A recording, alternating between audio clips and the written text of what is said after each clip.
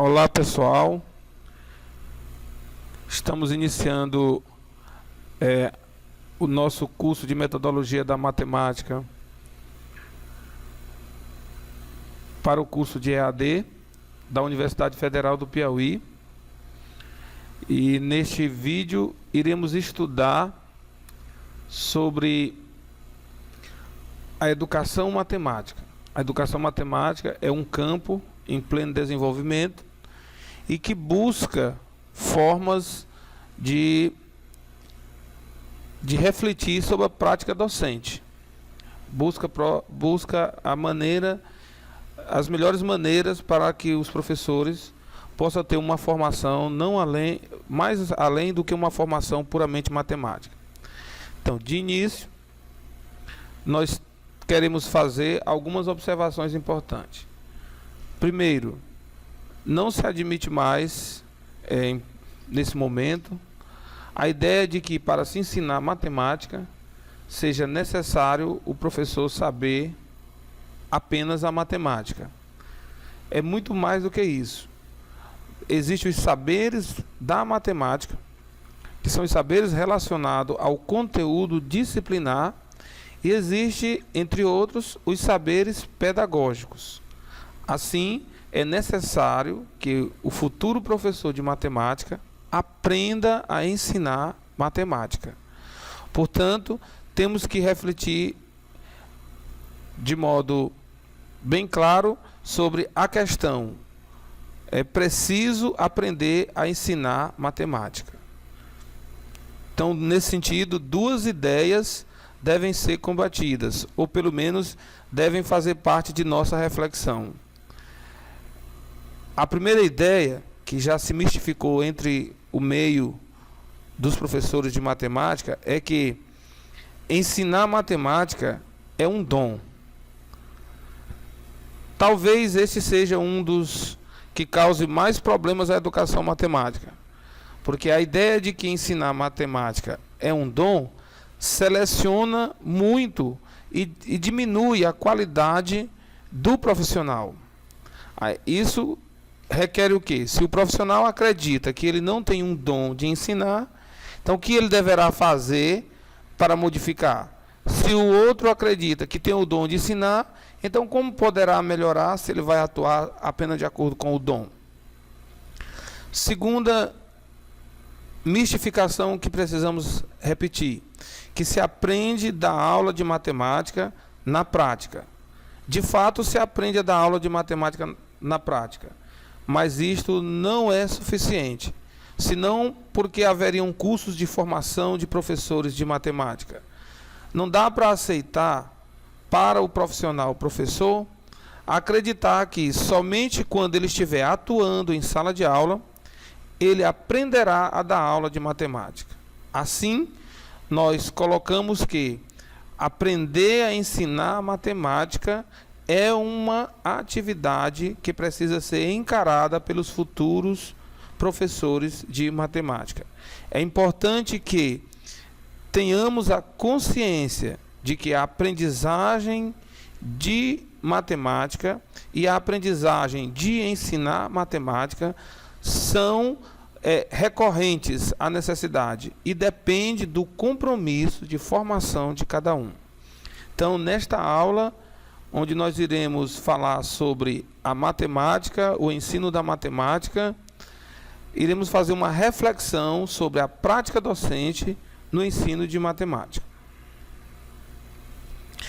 Para isso, nós utilizamos a metáfora muito conhecida, que é a metáfora do bicho-papão. E o tema da nossa aula fica assim: matemática, bicho-papão ou reencantar a docência. Eu sou o professor Allan Kardec, sou mestre em educação e pesquiso na área da educação matemática, sou professor da Universidade Federal do Piauí, professor efetivo, trabalhando no curso de Ciências da Natureza com ensino de matemática e também servindo ao curso de matemáticas nas disciplinas de estágio e agora no curso de EAD atuando como professor de metodologia da matemática. Desejo que essa aula seja muito proveitosa para todos vocês. Assim, o bicho-papão é a personificação do medo. É um ser mutante que pode assumir qualquer forma de bicho. É um ser ou um animal frequentemente de aspecto monstruoso, comedor de crianças. Um papa menino está sempre à espreita e é atraído por crianças desobedientes. Quem nunca ouviu essa frase? Menino, te comporta, porque senão o homem do saco, o bicho-papão, vai te levar. E ele leva meninos desobedientes. Esta era uma forma de educar de algum tempo, que ainda persiste em existir, educar pelo medo, educar pelo terror. Assim, o medo era utilizado como forma de controle das crianças. Da mesma forma, o ensino de matemática, muitas das vezes, tem se apresentado como um terror para as crianças, uma forma de intimidação e uma forma de seleção, onde todos aqueles que são bons em matemáticas são experts, são louvados, são destaques, e aqueles que não conseguem se sair em matemática, bem, são vistos com um olhar diferente, são vistos de outro modo. Muito bem. Algumas questões para reflexão. Alguns consideram a matemática como bicho-papão. A matemática é isto de fato? Por que isso acontece? É uma reflexão. Qual a sua concepção acerca da matemática? Isto é, o que é matemática? Quais as dificuldades no ensino da matemática? Pense sobre essas questões. São questões que nós não temos como responder, mas podemos refletir sobre cada uma delas. Depende daquilo que você compreende por matemática. As suas concepções acerca da matemática e acerca do ensino da matemática influenciarão diretamente na sua atividade docente. Por isso é bom você pensar sobre isto. Vamos avançar no nosso texto. Conforme os PCNs da matemática, o saber matemático é forma de compreender e atuar no mundo. B, ciência viva, dinâmica. C, instrumento útil na solução de problemas cotidianos, científicos e tecnológicos. D, fruto da criação humana e da sua interação constante com o contexto natural, social e cultural. Até essas conclusões passaram-se muitos anos, uma vez que, ainda hoje, a matemática é priorizada na escola pela sua utilidade. Todos justificam, quase que é uma regra. O ensino da matemática se justifica porque prepara a criança para a vida. Porque a criança precisa saber matemática e, quando tiver adulto, vai poder resolver pequenos problemas do cotidiano, fazer suas compras, negociar, conhecer alguns equipamentos, ler gráficos, ler tabelas, enfim, a partir desse conhecimento, ele vai poder ter uma vida melhor. De fato. Mas a matemática serve apenas para resolver problemas do cotidiano? É de fato a matemática apenas um instrumento para a solução dos problemas? Devemos lembrar que a ciência e a tecnologia são construídas em bases matemáticas e de que a matemática é, antes de tudo, um fruto da criação humana e é resultado da interação do homem com o meio natural, com o meio social e com o meio cultural. O outro mito que se quer questionar é: não existe de fato mais matemática nova? A matemática, portanto, é uma ciência morta? De modo algum. A matemática é uma ciência viva, ela é dinâmica. Novos estudos surgem, novos problemas aparecem. E assim, o quanto de matemática que temos na nossa época não é o mesmo que se sabia na Idade Média, ou muito menos na Idade Antiga, ou muito menos ainda no início da história da civilização humana.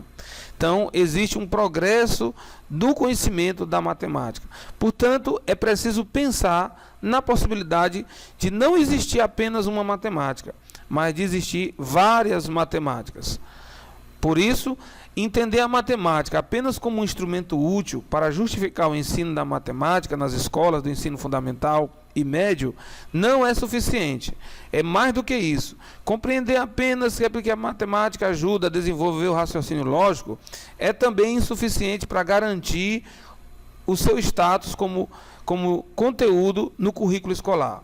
É preciso entender que a matemática é sobretudo, uma tradição humana, um conhecimento humano que se perpassa, que pode, entre outras coisas, descrever os conhecimentos que existem, pode quantificá-los, relacioná-los de diversas maneiras, interagir uma ciência com outra ciência e, além do mais, perpetuar o conhecimento a partir da sua linguagem, que é uma linguagem própria, baseada na lógica.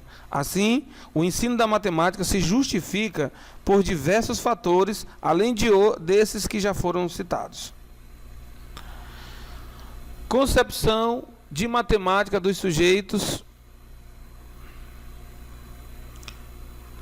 Bom, algumas pessoas têm a visão da matemática como um fim em si mesmo, visão da matemática como instrumentadora, visão da matemática como fruto da criação humana. Essas questões foi o que nós já comentamos.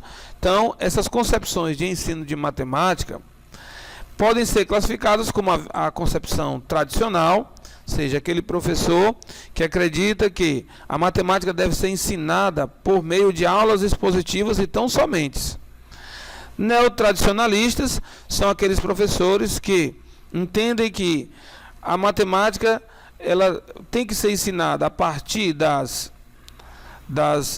explicações, da lista de exercícios e das constantes tarefas e repetições, onde se privilegia a memorização ao invés da aprendizagem dos conceitos.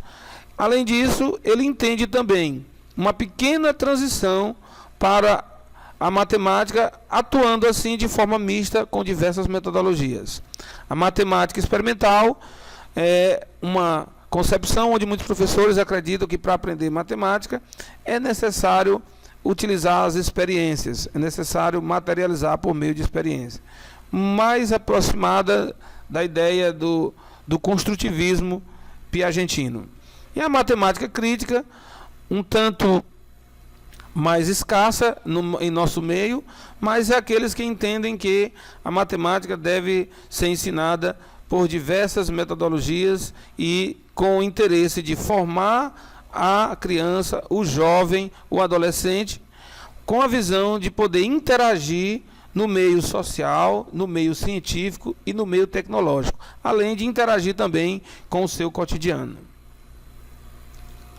Vamos pensar agora numa possibilidade, uma questão difícil, talvez, de ser respondida, talvez difícil de compreender.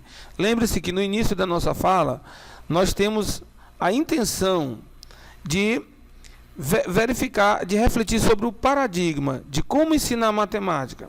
Como uma matemática monstro, uma matemática bicho que assusta as crianças, ou uma matemática do sorriso, como na metáfora, de repente trocando os gritos e o susto pelo encanto do sorriso, poderíamos de alguma forma produzir melhor o ensino da matemática? Eis a questão. Temos aqui diferentes tipos de professor. Nas imagens vocês percebem um professor dando aula expositiva, uma aula formal, dentro da lógica matemática, desencadeando o seu cálculo, me parece que numa aula de ensino superior. Em outro momento, temos aqui um quadro que a gente não entende exatamente o que está acontecendo dele. Muitos símbolos matemáticos, uma coisa que quando a gente olha, realmente se assusta. E temos aqui, de forma bem humorada, a ideia do Seu Madruga, um personagem muito carismático. Ele diz, no quadro diz assim: regra básica da matemática: se está fácil, é porque você está fazendo errado. Será mesmo, seu Madruga? E na outra imagem temos um professor interagindo com suas crianças no pátio, procurando conversar. Me parece que está numa aula experimental.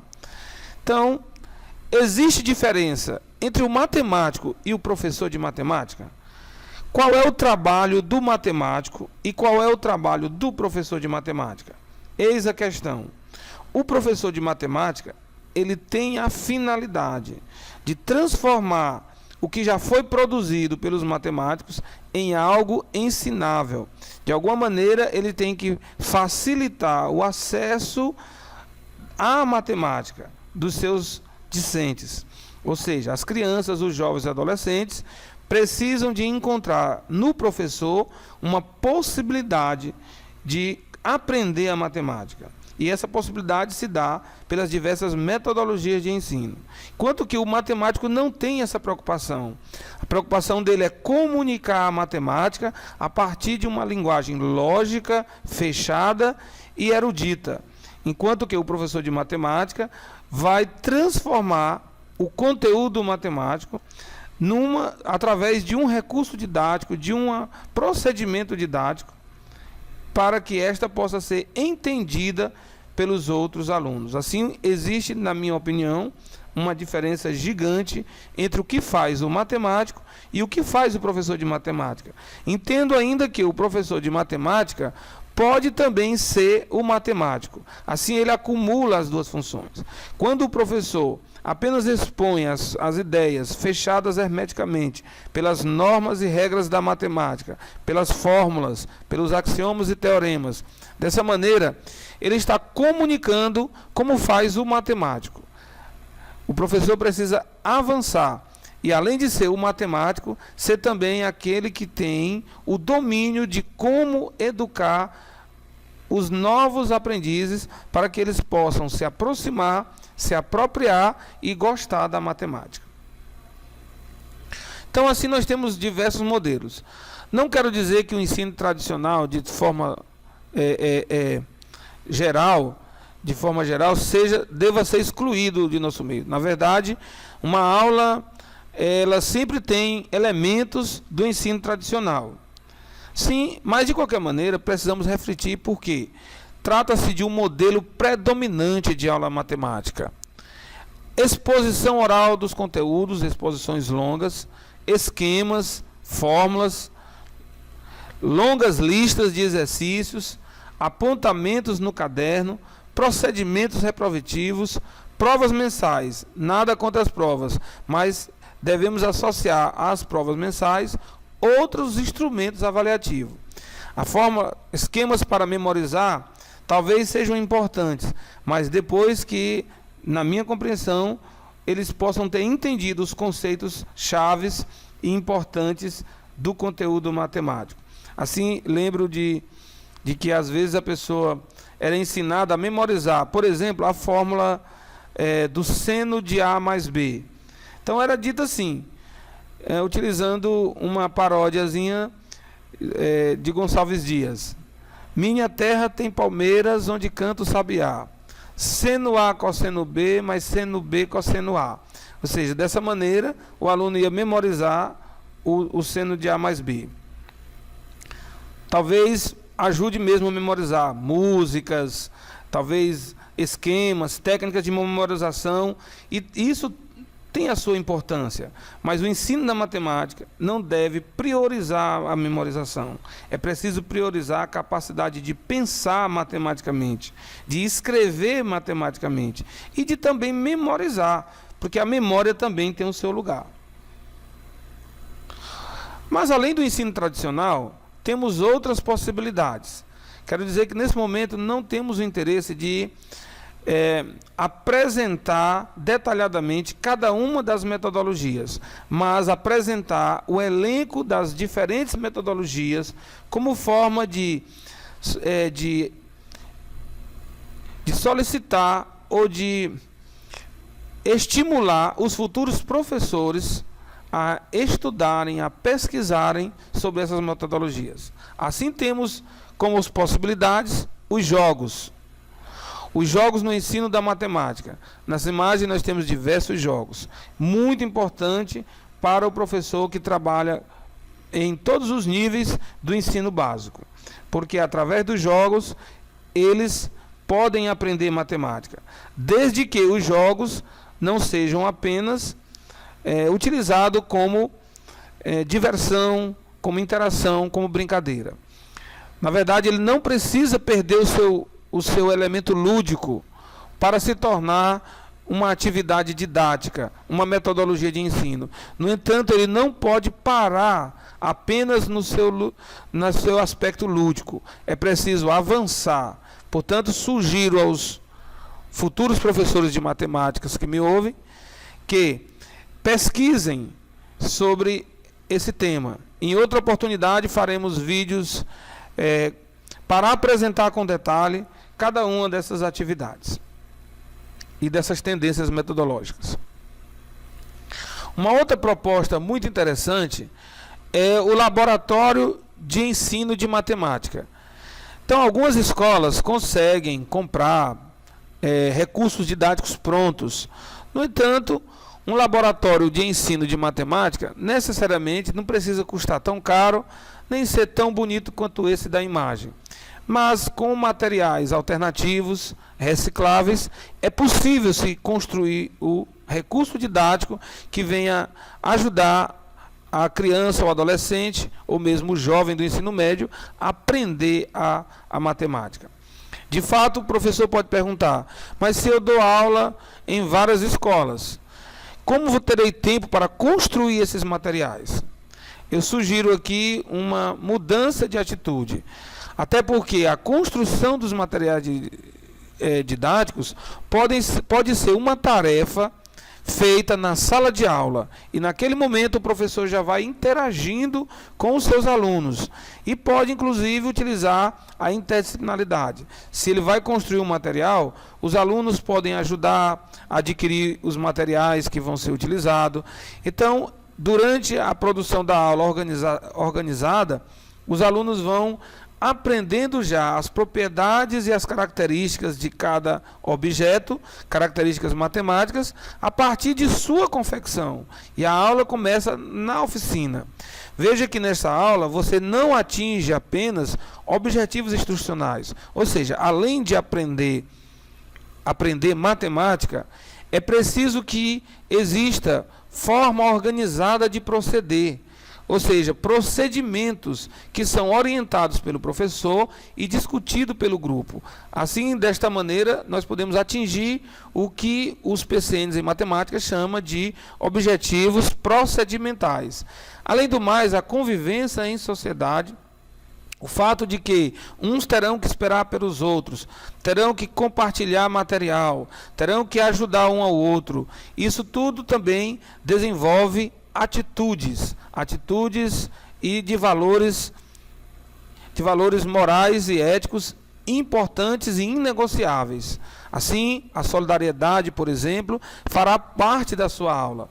Então, você terá, nessa mesma aula de laboratório, atingido objetivos instrucionais, porque ensinou matemática, objetivos procedimentais, porque eles tiveram que desenvolver uma prática diante de um conjunto de procedimentos negociados previamente, e objetivos atitudinais, que estão relacionados com a sua forma de interagir com o meio social em que está inserido e com os objetos que dispõe. Dessa maneira, é uma aula muito proveitosa e seria um desperdício, penso eu, o professor produzir este material na sua casa, na solidão, além de ser muito cansativo e muito difícil também de o professor encontrar tempo para essa atividade. Então, desse modo, creio que materiais manipulativos e a construção de um laboratório pode ser uma alternativa, e é uma alternativa interessante no ensino da matemática. Lembro também que não basta apenas ter a ideia e já começar a fazer. É preciso planejar, é preciso estudar a metodologia, rever as suas possibilidades, compreender as suas limitações, até porque nenhuma metodologia em matemática por si só dará conta de promover uma aprendizagem, mas é preciso que o professor aprenda antes de tudo. Isso implica o quê? Compromisso com a sua formação. A calculadora. Outra discussão que se tem feito nas escolas. Deve-se usar ou não a calculadora? Qual é o papel da calculadora no ensino da matemática? Dizer que uma criança utiliza a calculadora na escola assusta muitos pais e até mesmo muitos professores. No entanto, hoje já é consenso. Os livros didáticos, por exemplo, já trazem nas suas páginas atividades que devem ser desenvolvidas utilizando a calculadora. Eu defendo que a utilização da calculadora deve ser ensinada nas escolas pelos professores de matemática, porque chega a ser hipócrita a escola não fazer isso, uma vez que no cotidiano o que se faz é utilizar a calculadora para diversas atividades. Alguns temem que as crianças não vão memorizar a tabuada, temem que as crianças não vão aprender os algoritmos das operações fundamentais, outros temem que os jovens não vão aprender a fazer gráficos. Bom, a questão não é excluir a calculadora, a questão é encontrar a forma adequada de promover a aprendizagem de matemática utilizando a calculadora. Assim, peço que reflitam sobre isso e, mais uma vez, insisto na necessidade de estudar para que se aprenda a ensinar matemática utilizando esses recursos. Tecnologias da informação em comunicação.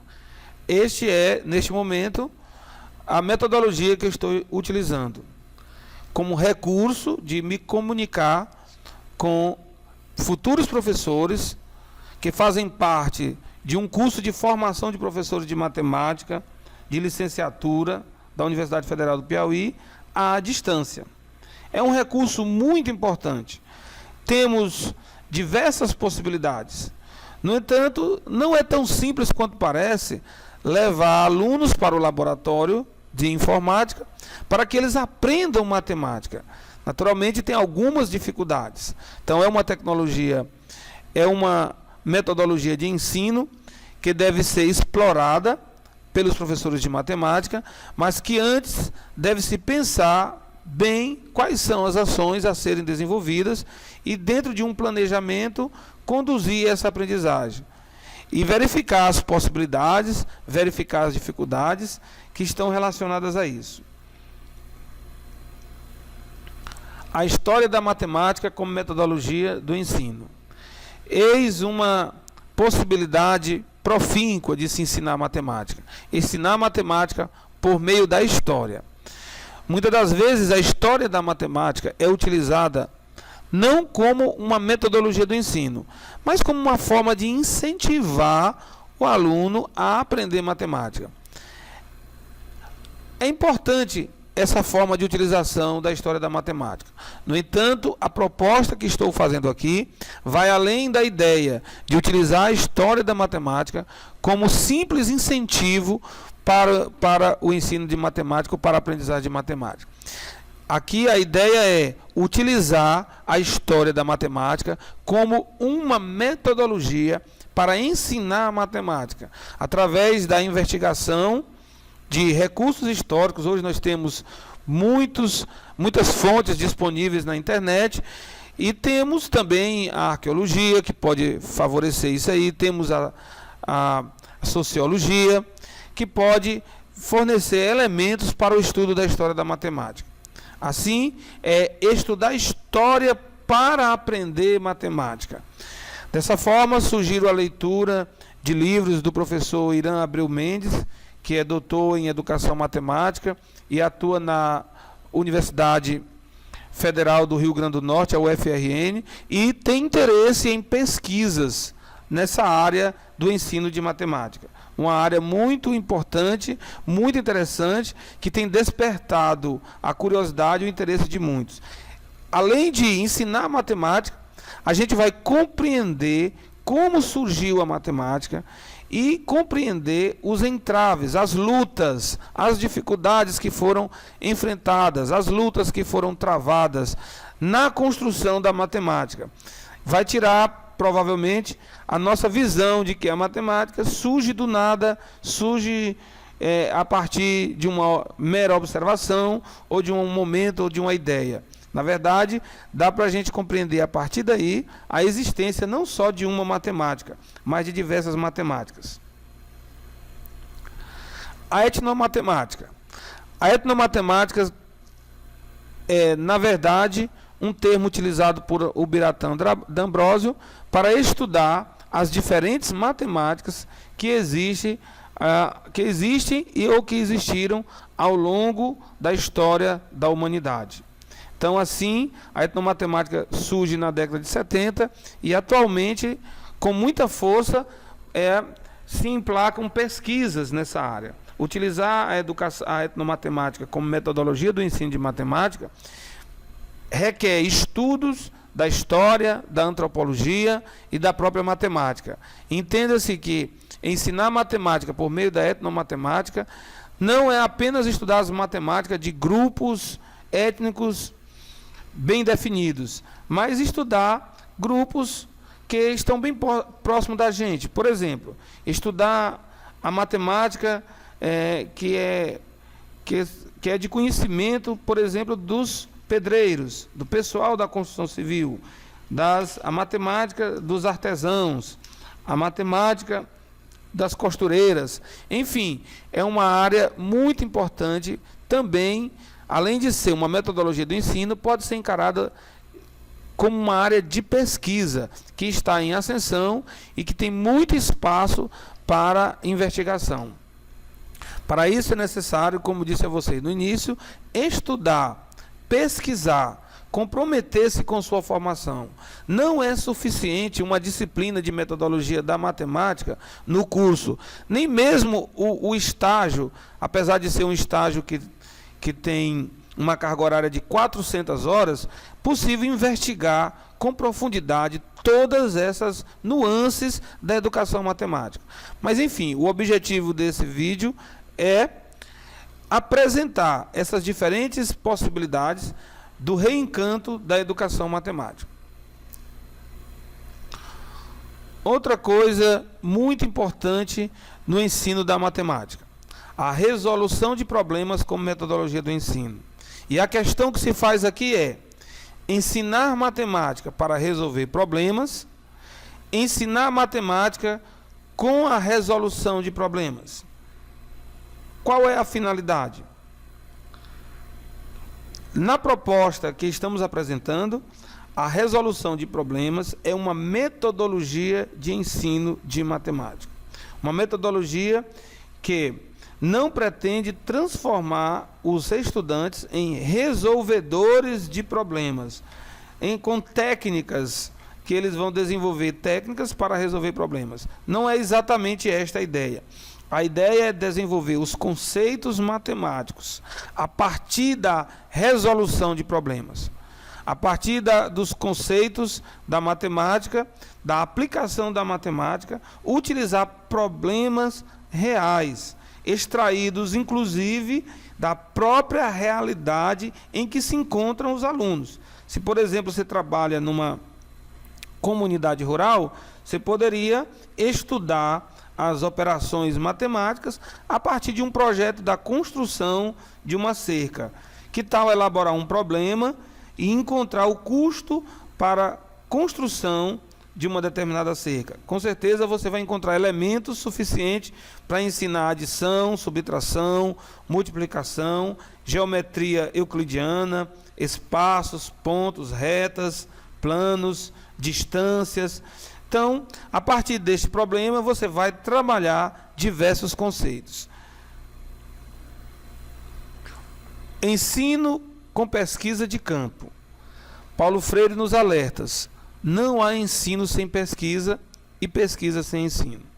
Muitas das vezes, a gente tem a noção que os professores têm a obrigação de saber toda a matemática.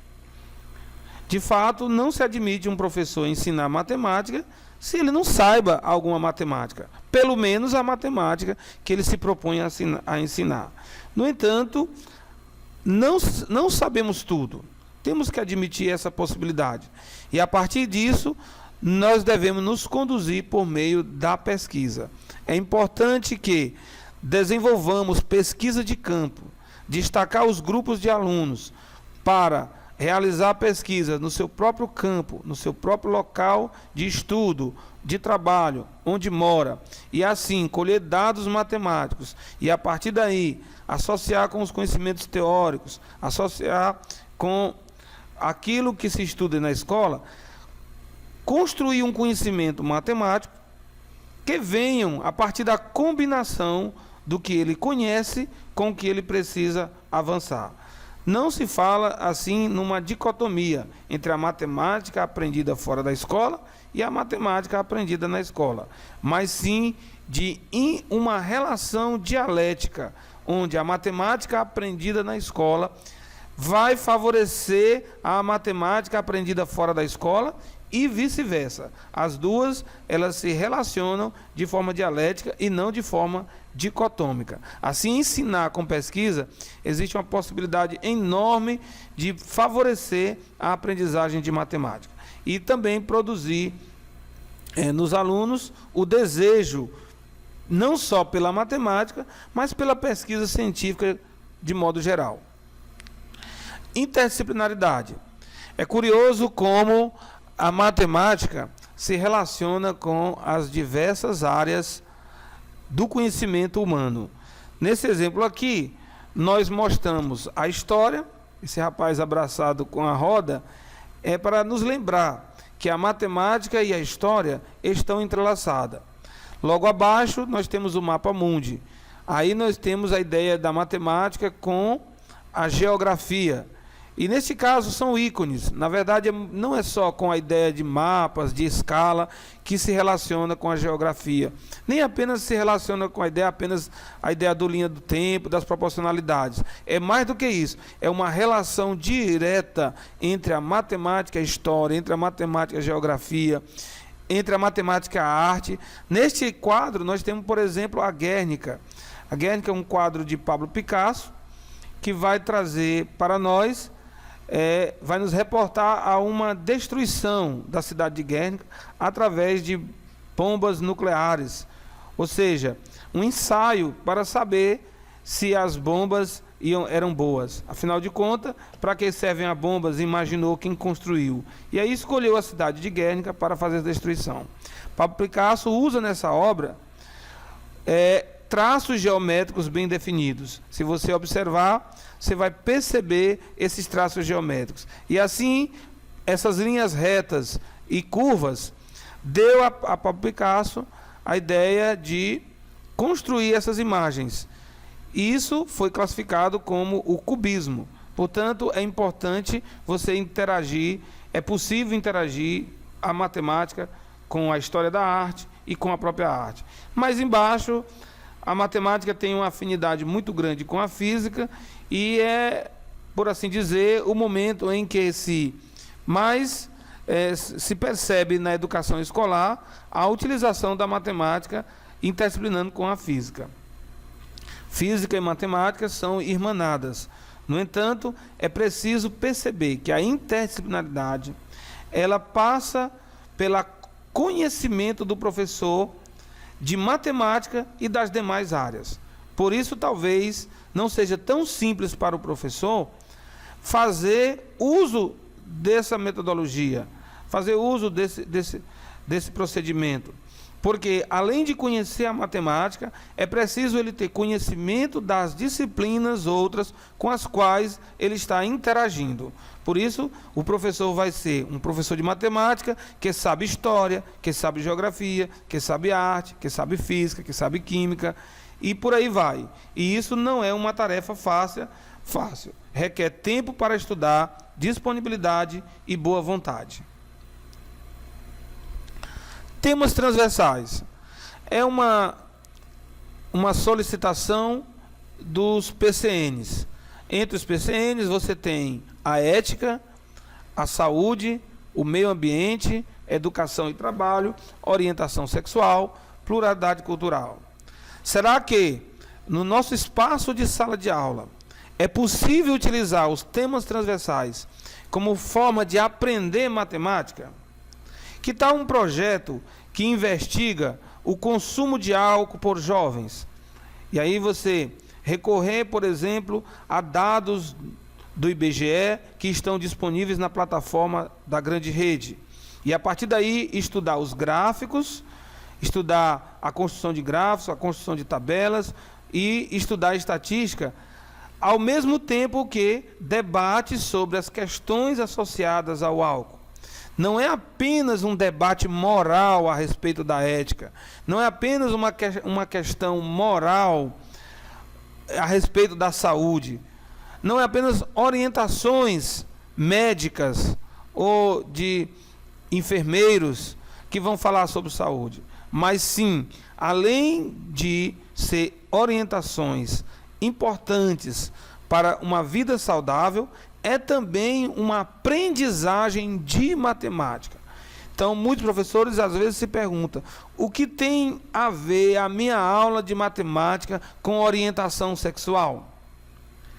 Para mim, soa estranho essa pergunta, porque o professor de matemática deve, como os demais professores, estar envolvido na discussão de todos os temas que são pertinentes, inclusive os mais atuais, como, por exemplo, as questões políticas e de crise por qual passa o nosso país.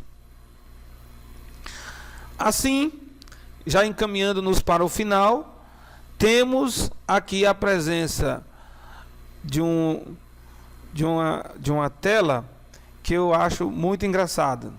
Apesar de estarmos numa situação de estudo, acho essa tela extremamente engraçada e extremamente pertinente. Muito bem. O Cascão, a Mônica diz: Cascão, ensinei o Floquinho a assobiar. Aí é lógico que ele vai verificar. E diz: assobia, Floquinho, assobia, Floquinho. E aguarda, né? Claro, claro que o Floquinho não assobiou. O cachorro não conseguiu assobiar. E ela ficou zangada, ele ficou zangado com a Mônica. Desculpe, com o Cebolinha.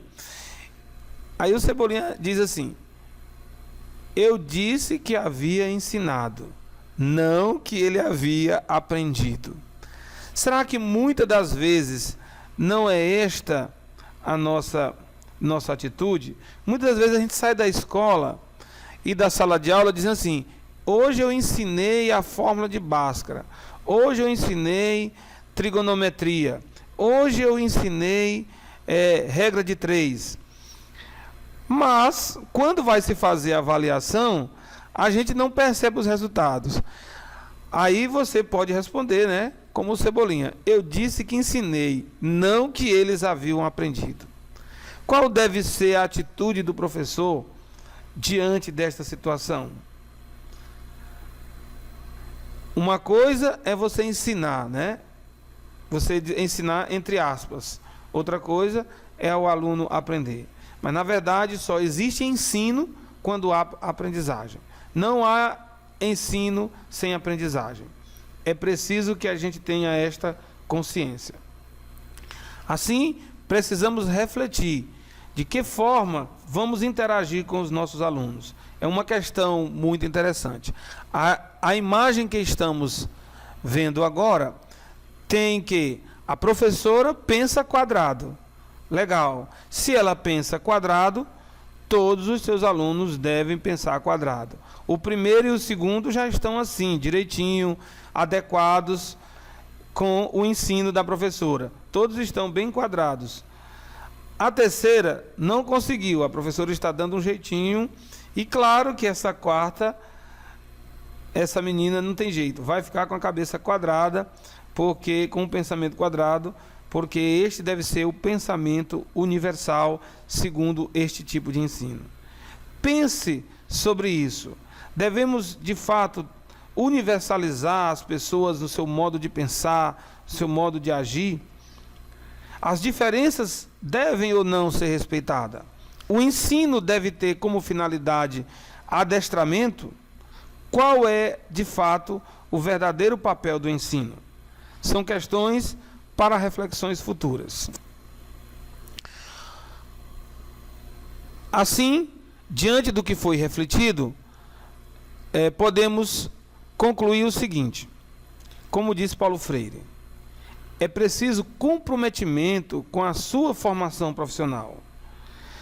Para Paulo Freire, ensinar não é transferir conhecimento, mas criar as possibilidades para a sua produção ou a sua construção.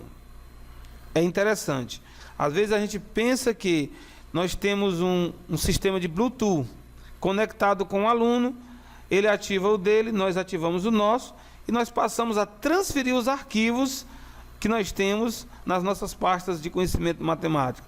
Então a gente abre o arquivo da trigonometria, e aí a gente passa via Bluetooth para os meninos.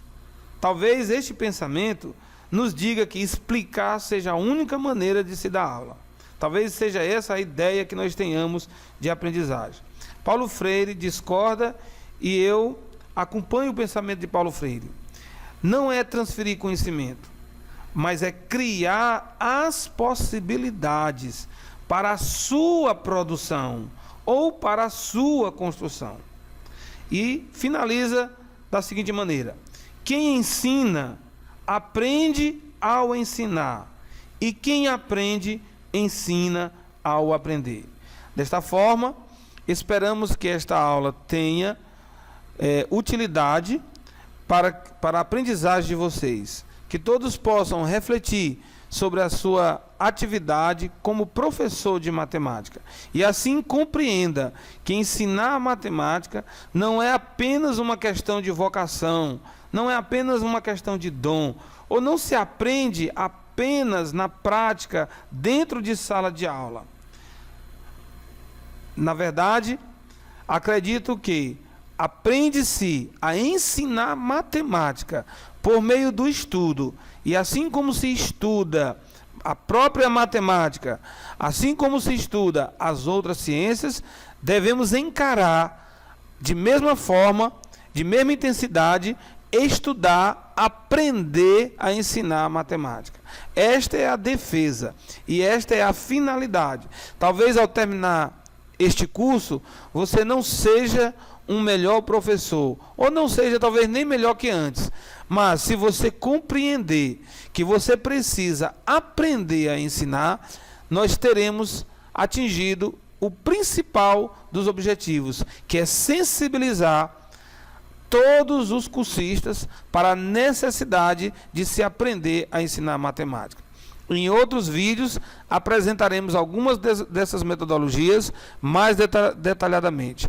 Bons estudos e bom trabalho a todos, e até a próxima aula.